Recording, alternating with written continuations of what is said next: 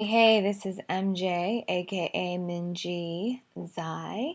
I'm going to read my article, which is called Social Triggering. For some of y'all that don't want to read, I'm going to read it to you. Legal disclaimer. This is a fake journal. This is fiction based on true experiences. Just let the woman express already. Title: Are you a victim of social triggering? When your friend bought that new MK handbag that you can't afford, is she dating the man with the nice coupe and house on the hills that you can't afford?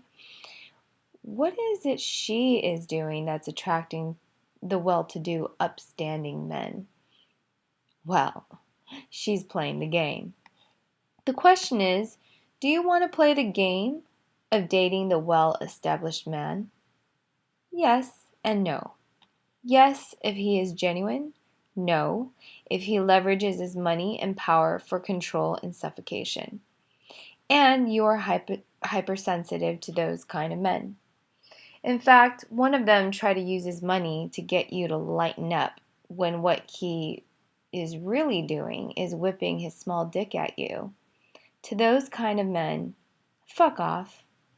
And even if he is genuine, even if he has the small penis with big wallet complex that you know you can easily manipulate and control, what then?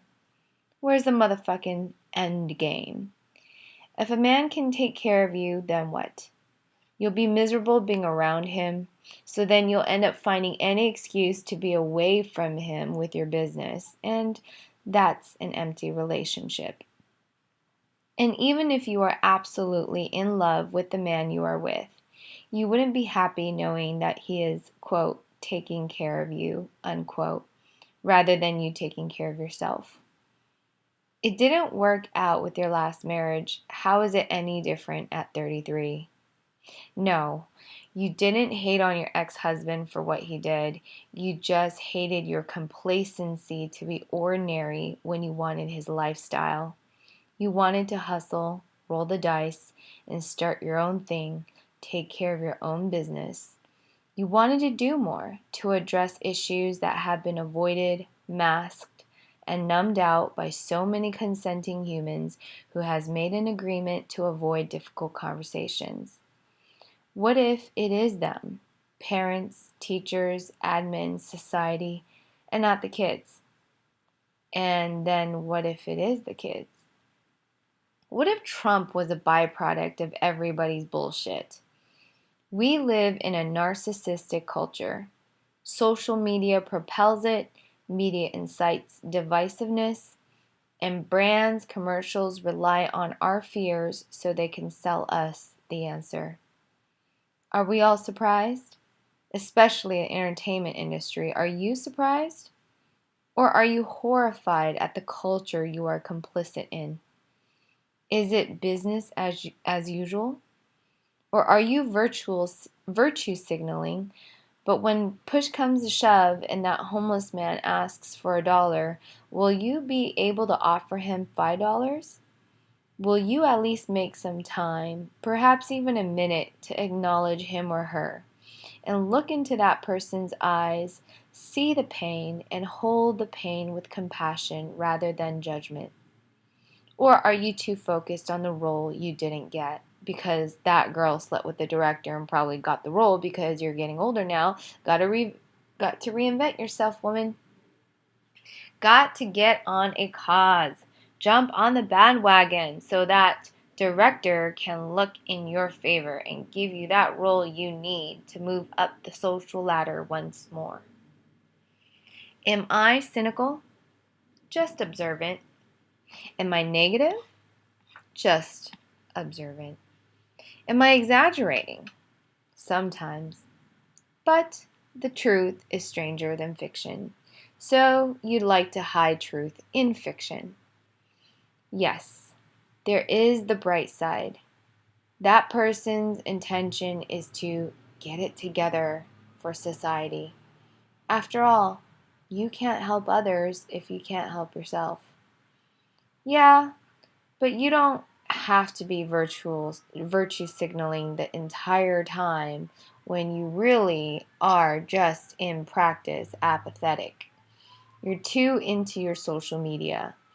Then there are the people who don't brag, make it a PR game, and just give. They give quietly. They give without anybody looking. They give because someone asked and they have something at the time, so they gave for what they could that day because tomorrow's never promised to anyone. And people are sad. Not all the time, but at least sometimes. And to see the person who is always happy, you don't trust that person. To always be happy this day and age is to be a sociopathic person, extreme cases, and apathetic person in most cases. Do you see the person suffering next to you?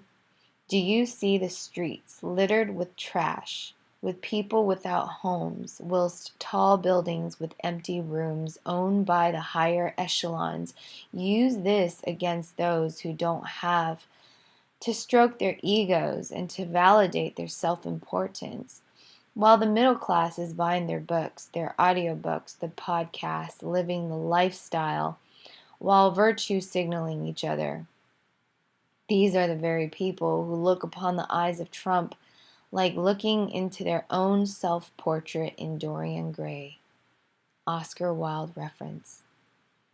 Those most vocal about Trump are the very people who have his Trump qualities hidden in plain sight. How would you know? Because you used to be the Hillary, nice and sweet on the outside, vicious when the cameras are off. And so when the election came up, you hated seeing yourself on screen. Perhaps there is a group of awakened people who voted him in office just so they can offer a Dorian Gray mirror, Oscar Wilde reference, at the nouveau riche, the bougie, the lifestyle brand influencers, the celebrities, so they can see themselves while making wrong the very person that represents how they think and act when the cameras are off. The hubris, snobbery, and hypocrisy is what makes America decadent again. And perhaps people voted Trump into office so that those who are most vocal in protest at his presidency are the most fearful because they have lots to lose. Those who oppose him don't want him to win and actually make a difference for people. They just want to see him fail, even at the expense of the poor, which they really never gave a fuck to begin with. Let's just keep it real. It was the cleaner who gave a true donation to the nonprofit. It was the Mexican man with a family of 3 kids who gave you a $5 bill when you asked for $1 that time you ran out of money for gas. When you had approached the corporate man, his excuse was that he was on a corporate card, so he couldn't donate to you. Plus, you looked undeserving. What's wrong with you? His eyes gave that quick piece of judgment and looked on. A friend of yours just called to say he feels more comfortable donating to a, quote, vetted organization, even though he has seen you hustle and put more energy into the business than anyone he has personally seen. He dabbled in e-commerce, selling things that didn't mean anything other than to sell it with high profit margins. He is considered, quote, successful, unquote. Then he wanted to dangle the money in front of you and tell you how to run your business with the money, giving you all sorts of, you should do this, you should do that, with absolutely no hashtag privilege, hashtag snobbery, hashtag polite pretension. You voted Trump not because he was a better president, he was a lesser of two evils for sure, but because you would rather have someone keep it 100 with you, stay in his authenticity even if it is ugly, rather than hide the ugly and color it with pretension. The world is seeing through the act. The world hungers for honesty. One thing that I can't stand more than a dishonest person is a dishonest person hidden behind pretension, snobbery, and privilege.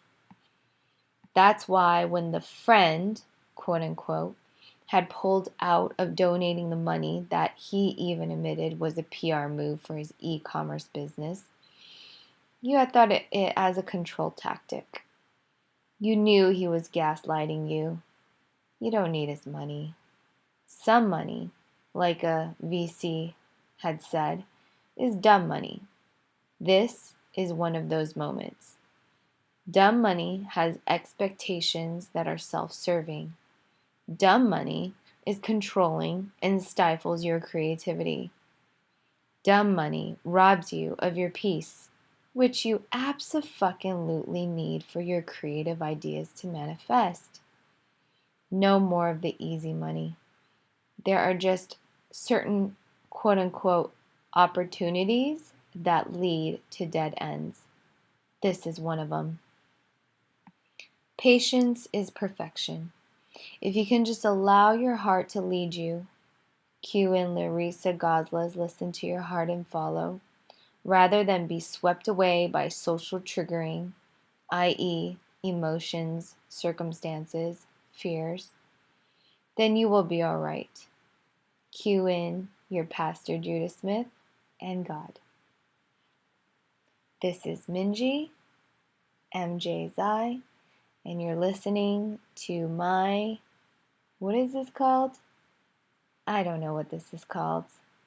Maybe a media podcast slash audio. I haven't thought this one through. Anyway, just go on minjizai.com, and the next time I do another reading, I'll have some kind of answer to what this is. Thank you for listening and watching.